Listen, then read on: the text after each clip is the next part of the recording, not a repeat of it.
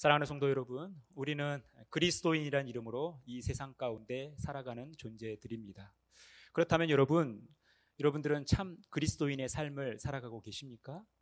하나님께서 기뻐하시는 참 그리스도인의 삶을 살아가고 계십니까? 여러분들이 이 땅의 삶을 살아가면서 여러분 주변 사람들로부터 당신은 참 그리스도인이요, 당신은 참 신앙인이요, 당신은 참 교인이요, 당신은 참 예수쟁이요, 내가 당신을 보니까 교회 한번 가보고 싶소 라는 이야기를 들어보신 적은 있습니까?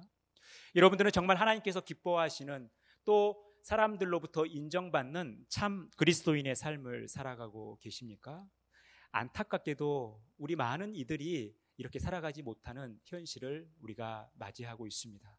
우리가 그리스도인이지만 세상 사람들로부터 조롱을 받고 세상 사람들로부터 인정받지 못하는, 하나님께도 칭찬받지 못하는 그런 삶을 살아간다라는 것입니다. 특히 이 코로나 시대에 우리 그리스도인의 이미지가 얼마나 실추되어 있습니까? 여러분, 왜 우리에게 이러한 일들이 생길까요? 그렇다면 우리가 회복해야 할 것이 무엇일까요? 우리가 참 그리스도인으로 살아가기 위해서 우리가 회복해야 할 것 네 번째 이야기를 함께 나누고자 합니다. 여러분, 우리가 인생을 살아가면서 우리 앞에 놓인 가장 큰 문제가 무엇이냐면 내가 혹은 우리가 어떻게 살 것인가라는 문제예요. 이 문제가 늘 우리 앞에 놓여 있습니다. 그래서 우리는 이 문제를 풀기 위해서 열심히 공부를 합니다. 또 열심히 일을 해요. 그리고 많은 사람들과 관계를 맺고 그 관계를 넓혀가는 것이 바로 우리의 모습입니다. 그런데 여러분, 내가 어떻게 살 것인가, 우리가 어떻게 살 것인가, 이 문제를 해결하기 위해서 우리가 열심히 공부하고 열심히 일하지만 이것이 쉽지 않다라는 거예요. 공부하는 일이 얼마나 힘든지 모릅니다. 여러분, 열심히 일하는 것이 얼마나 힘든지 몰라요. 그런데 공부하는 일, 또 열심히 일하는 것보다 더 힘든 일은 뭐냐면 다른 사람들과의 관계에서 오는 힘듦이에요.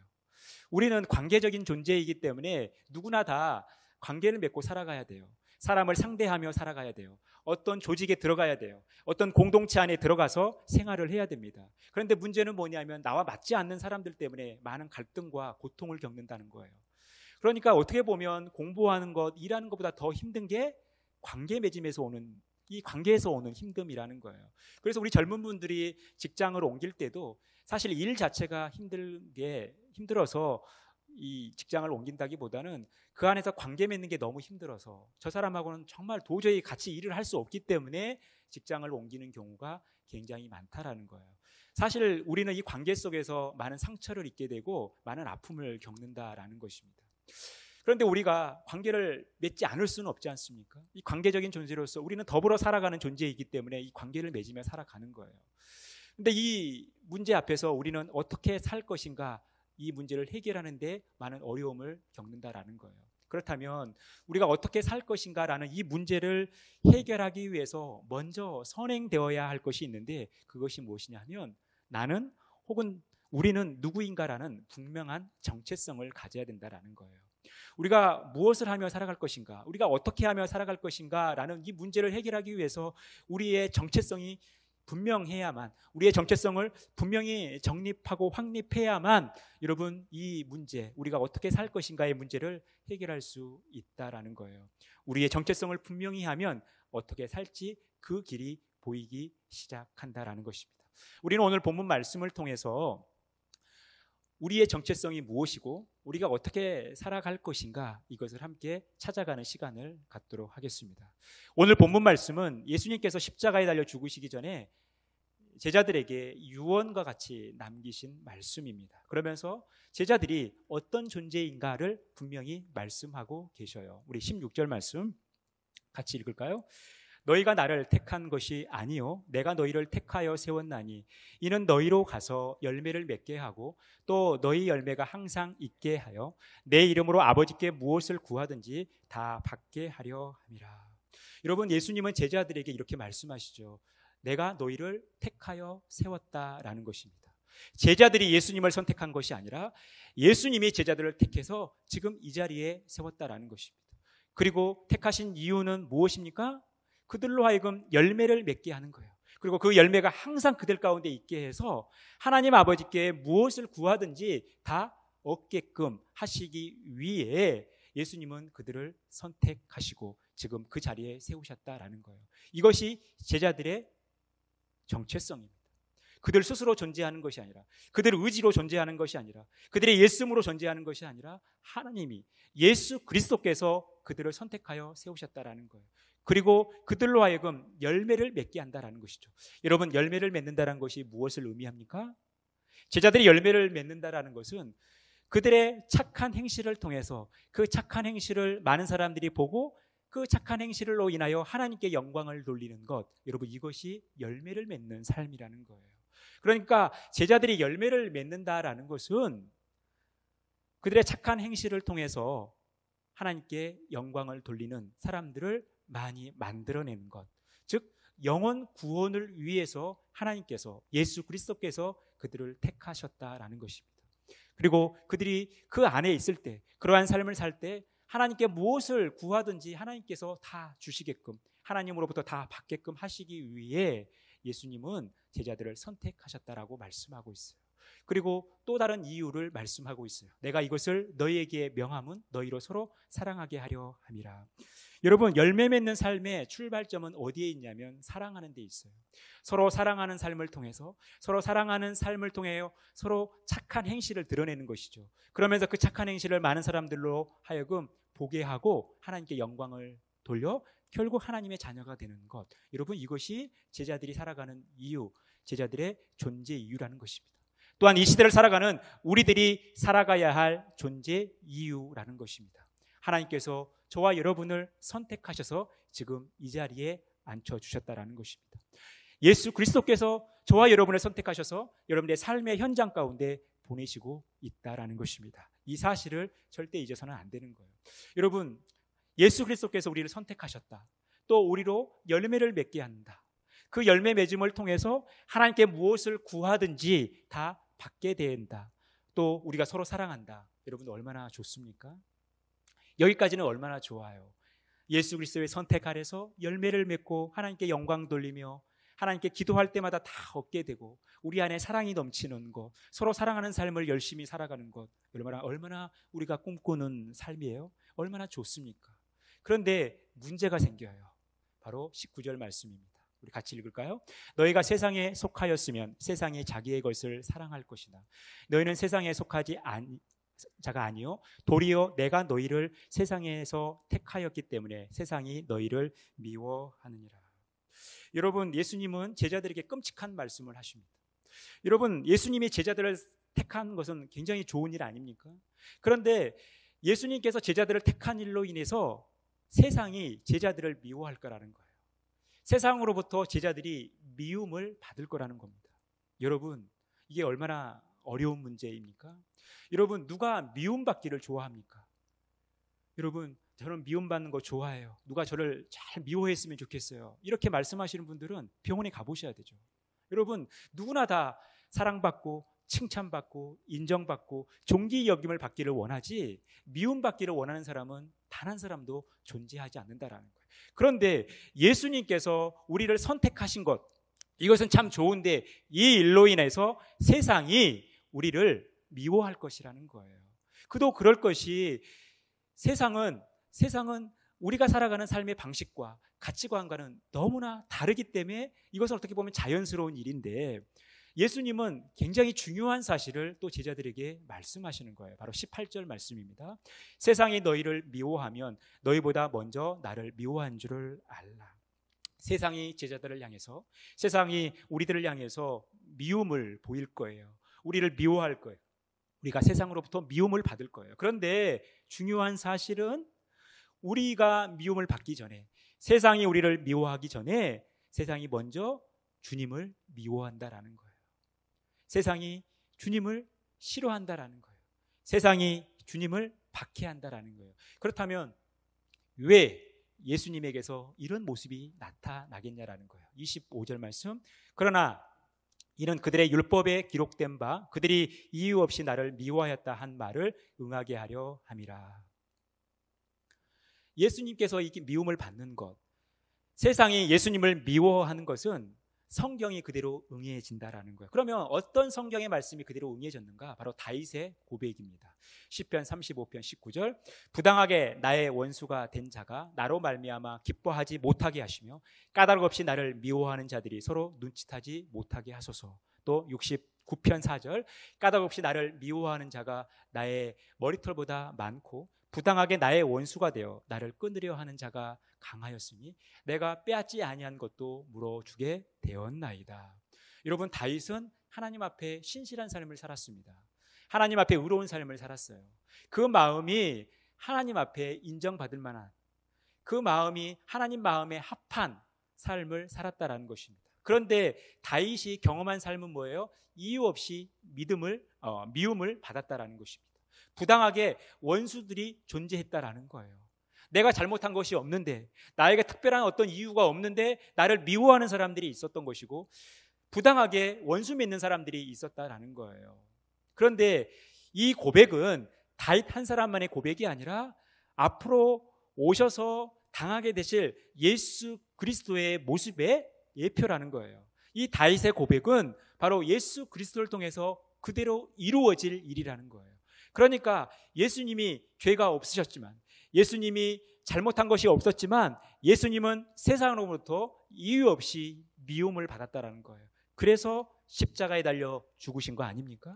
그러니 이것은 이상할 것도 없는 거예요. 왜 세상이 예수님을 미워한가? 바로 이 세상 가운데 있는 죄, 이 죄가 만연하기 때문에 이 세상은 죄 없으신 예수님을 미워할 수밖에 없는 거예요. 죄로 인해서 하나님과 우리 인간은 원수가 되었기 때문에 세상은 예수님을 미워할 수밖에 없는 거예요. 그러니 이것은 굉장히 자연스러운 일이고, 결국 우리가 예수님께 선택을 받았다라는 것은, 예수님께 속하여 있다라는 것은 세상적 가치관으로 봤을 때는 미워할 수밖에 없는 존재라는 거예요. 그래서 우리가 예수님을 위해 살아간다면, 또 예수 그리스도 안에 살아간다면, 예수님의 선택을 받고 살아간다면 세상이 우리를 미워하는 것, 우리가 세상으로부터 미움을 받는 것은 지극히 자연스러운 일이라고 오늘 주님은 우리에게 말씀하고 있다라는 것입니다. 사랑하는 성도 여러분, 여러분들은 예수 그리스도를 믿는 하나님의 백성으로서 살아가면서 혹 세상으로부터 미움을 받고 있습니까? 여러분들이 그리스도인으로서 나의 정체성을 드러내며 살아갈 때 세상에서 나를 못마땅히 여기거나 나를 힘들게 하거나 나를 차별하거나 나에게 어려움을 주는 일들을 혹 경험하고 있습니까? 여러분, 우리가 이 땅의 삶을 살아가면서 경건하게 살고자 할 때 이 일은 이상한 것이 아니라는 거예요. 여러분, 마태복음 5장에 보면 팔복이 나오는데, 팔복의 마지막 복이 바로 이것입니다. 의를 위하여 박해를 받은 자는 복이 있나니 천국이 그들의 것임이라. 나로 말미암아 너희를 욕하고 박해하고 거짓으로 너희를 거슬러 모든 악한 말을 할 때에는 너희에게 복이 있나니 기뻐하고 즐거워하라. 하늘에서 너희의 상이 큼이라. 너희 전에 있던 선지자들도 이같이 박해하였느니라. 여러분, 우리가 예수 그리스도를 위하여, 의를 위하여 박해를 받았을 때 복이 있다라는 거예요. 천국이 우리의 것이기 때문에 그렇다라는 거예요. 그래서 우리가 예수 그리스도의 이름으로 또 의를 위하여 박해를 받을 때에 기뻐하고 즐거워하라는 거예요. 우리의 상이 크다라고 말씀하십니다.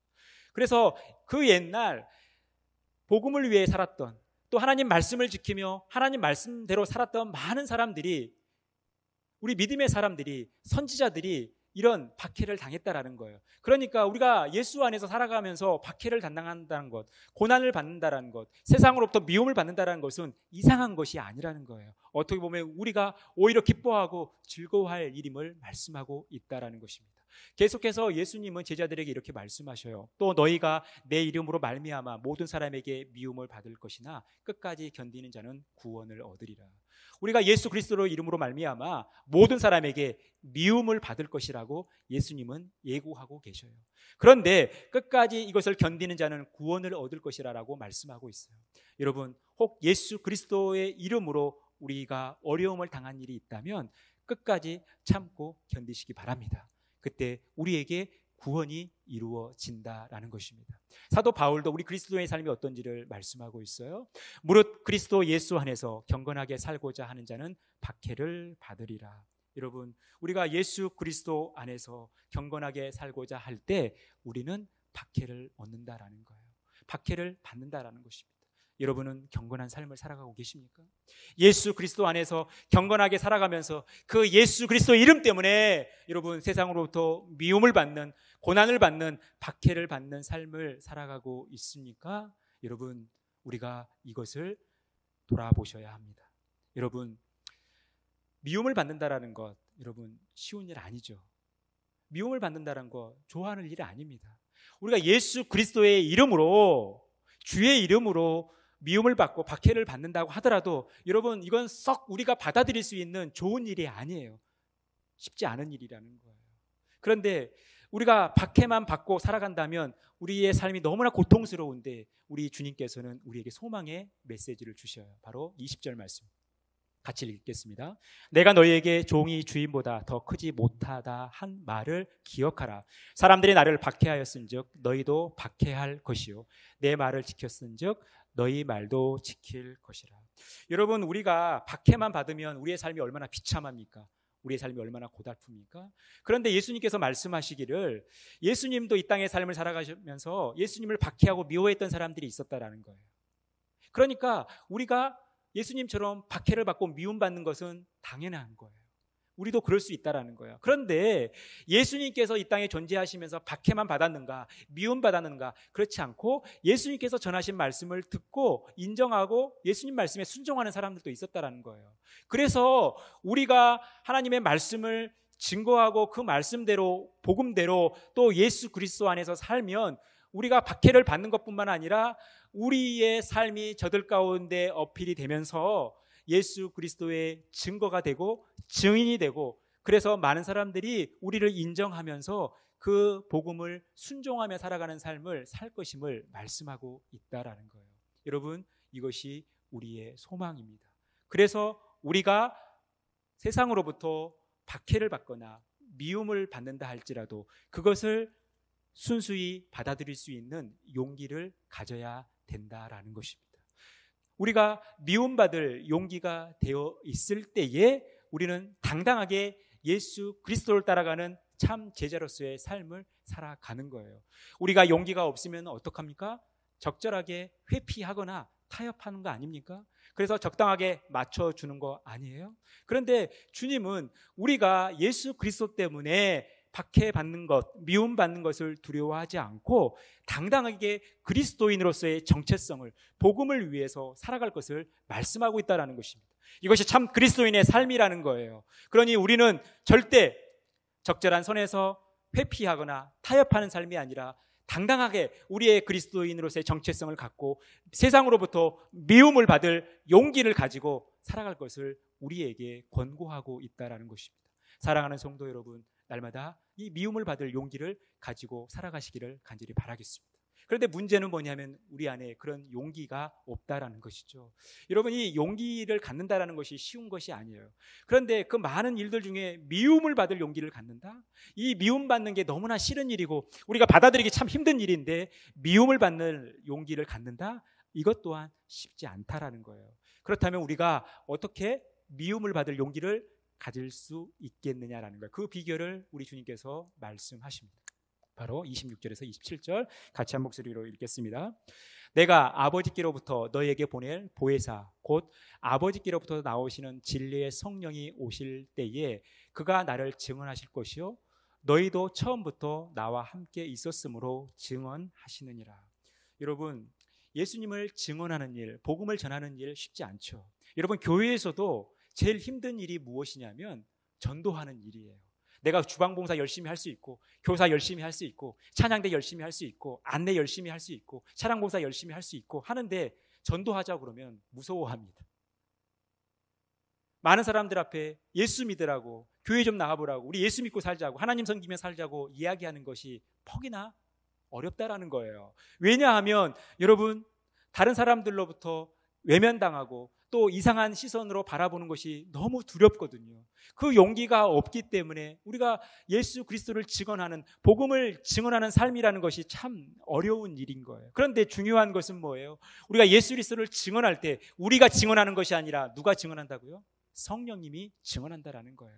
우리가 전도하는 것이 아니라 성령이 전도하신다라는 거예요. 그러니까 여러분, 전도의 현장에 성령의 강한 임재가 있어요. 그래서 저는 전도 현장에서 설교 준비를 하는 거예요. 왜요? 성령의 강한 임재를 경험하면서 그때 하나님께서 귀한 영감을 주시기 때문에 이 전도 현장에서 설교 준비를 합니다.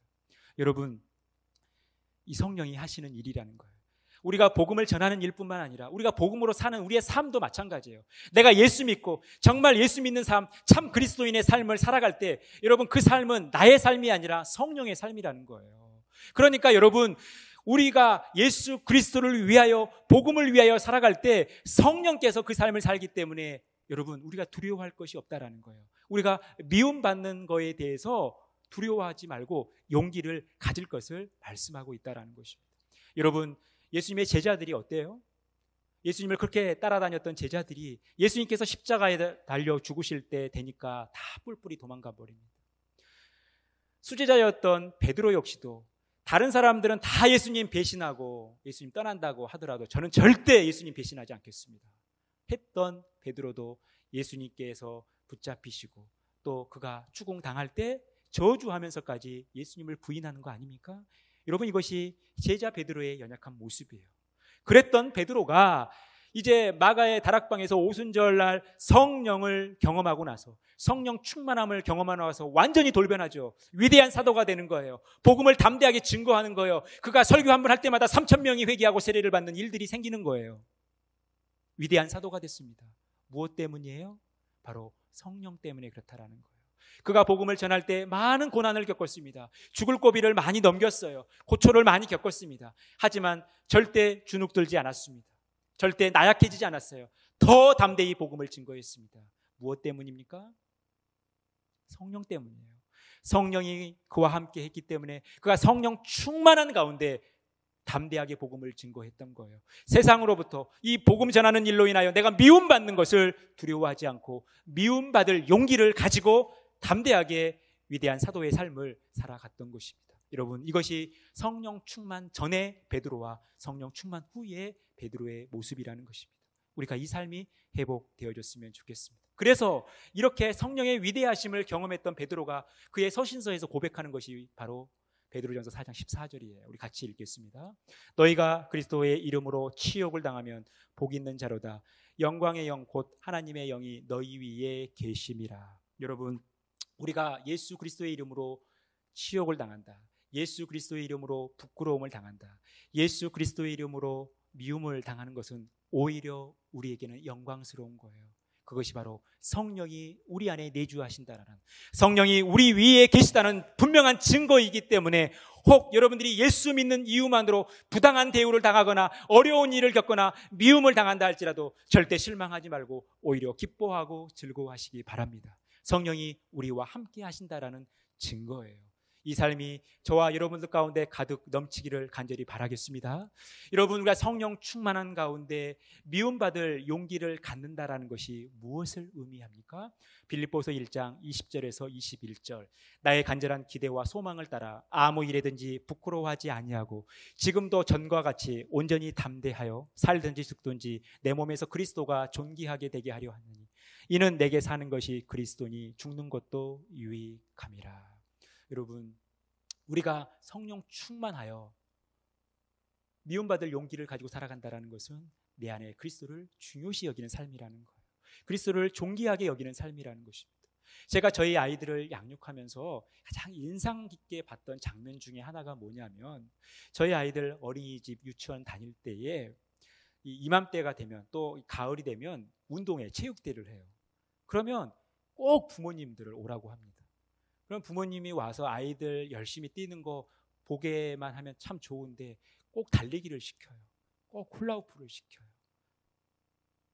그러면서 이 부모들로 하여금 참여하게 합니다. 그런데 정말 점잖게 보이는, 정말 신사적이고 정말 이렇게 노는 거 잘 안 할 것 같은 어떤 분이 아이를 위해서 열심히 뛰는 모습을 보게 돼요. 열심히 뛰다가 신발이 벗겨지기도 하고 바지가 내려가기도 하고 넘어지기도 해요. 그런데 그것을 부끄러워하지 않아요. 열심히 합니다. 왜 저렇게 오버하는 거야? 왜 저렇게까지 하는 거야? 이런 소리가 들려도 상관없이 아이들을 위해 열심히 뛰는 거예요. 그게 부모님들의 모습입니다. 아이를 소중히 여기기 때문에, 아이가 가치가 있기 때문에 그 아이를 위해서 내가 조금 부끄러움 당하는 거 개의치 않은 거예요. 내가 좀 창피한 거, 누구한테 소리 듣는 거 개의치 않는 거예요. 내가 우리 아이들을 위해서라면 무슨 일을 하려고 하는, 이게 우리의 부모들의 모습 아닙니까? 여러분들이 자녀들을 위해서 그동안 얼마나 많은 수고들을 하셨습니까? 자녀들을 위해서 고생이란 거 다 해보셨죠. 부끄러운 일도 창피한 일도 많이 하셨을 거예요. 그런데 여러분, 그것을 부끄럽게 여기셨습니까? 그걸 창피하게 여기셨어요? 그걸 여러분 숨기고 싶었습니까? 그렇지 않죠. 왜요? 우리의 자녀들을 사랑하니까. 우리의 자녀들이 나에게는 너무나 소중하고 귀하니까 이 자녀들을 위해서 내가 세상 사람들로부터 잠깐 손가락질 당하는 거, 부끄러움 당하는 거, 수군거리는 거 전혀 개의치 않고 살아온 것이 자녀들을 위한 여러분들의 삶 아니었습니까? 여러분, 우리가 누군가를 소중히 여긴다면, 누군가를 존귀히 여긴다면 부끄러움을 개의치 않는 거예요. 여러분, 우리가 하나님을 섬긴다 이야기하면서, 예수 그리스도가 우리의 삶 가운데 가장 존귀하다 이야기하면서, 예수 그리스도 때문에 우리가 부끄러움을 당하는 거, 미움을 당하는 거, 여러분 이것을 두려워하지 마시기 바랍니다. 예수 그리스도를 존귀히 여기는 삶을 통해서 세상으로부터 미움받을 용기를 가지시기를 간절히 축원합니다. 여러분, 그런데 우리가 한 가지 점검할 것이 있어요. 우리가 왜 미움을 받느냐입니다.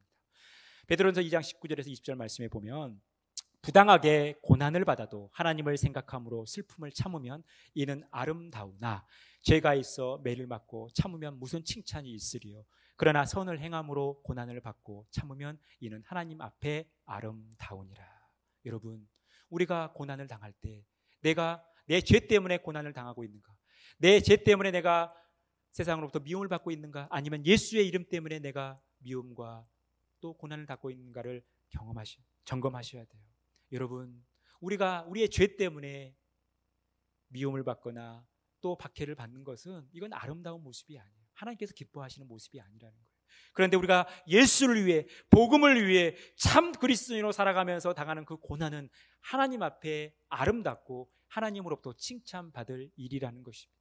우리가 이것을 늘 점검하면서 늘 예수 그리스도를 위하여 어려움을 당하는 것들을 담대히 받아들이면서 용기를 가지시는 여러분들이 되시기를 간절히 바라겠습니다. 여러분, 세상 사람들이 우리들을 향해서 좀 적당히 좀 하지, 왜 그리스도인들은 그렇게 편협적이야? 왜 이렇게 융통성이 없어? 좀 맞춰주지?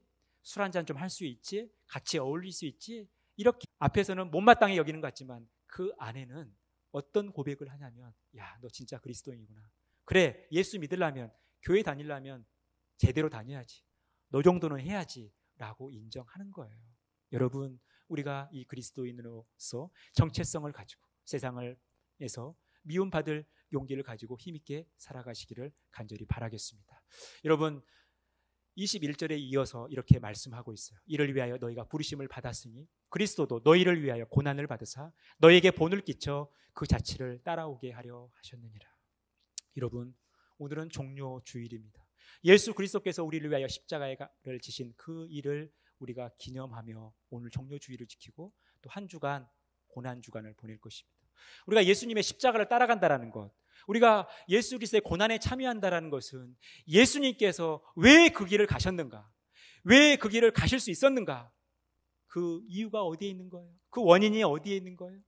예수님께서 그 십자가의 길을 묵묵히 가실 수 있었던 것은 뭐냐면, 그분에게는 세상으로부터 미움받을, 이유 없이 세상으로부터 미움받을 용기를 가지셨기 때문에 그 십자가의 길을 걸어가셨던 거예요.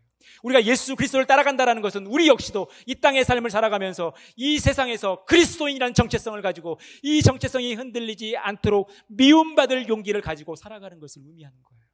여러분, 우리가 이 담대함을 가지고 살아가셨으면 좋겠습니다. 우리의 정체성은 하나님 나라에 있는 거예요. 예수 그리스도께 있는 거예요. 우리는 예수 그리스도께 속해 있는 거예요. 그런데 죄가 만연한 이 세상은요, 이 가치관이 주님의 가치관과 다르기 때문에 우리가 고난을 받을 수도 있고 미움을 받을 수도 있다라는 거예요. 하지만 우리가 절대 주눅들지 말고 용기를 가지고, 미움받을 용기를 가지고 힘있게 살아가시는, 그래서 여러분들을 하나님께서 선택하시고 여러분들의 삶의 현장 가운데 보내시고 그곳에 여러분들을 세우셨다라는 이 사실이 흐뭇함으로, 행복함으로 증거될 수 있도록, 그런 그런 복된 삶 살아가시기를 간절히 축원합니다.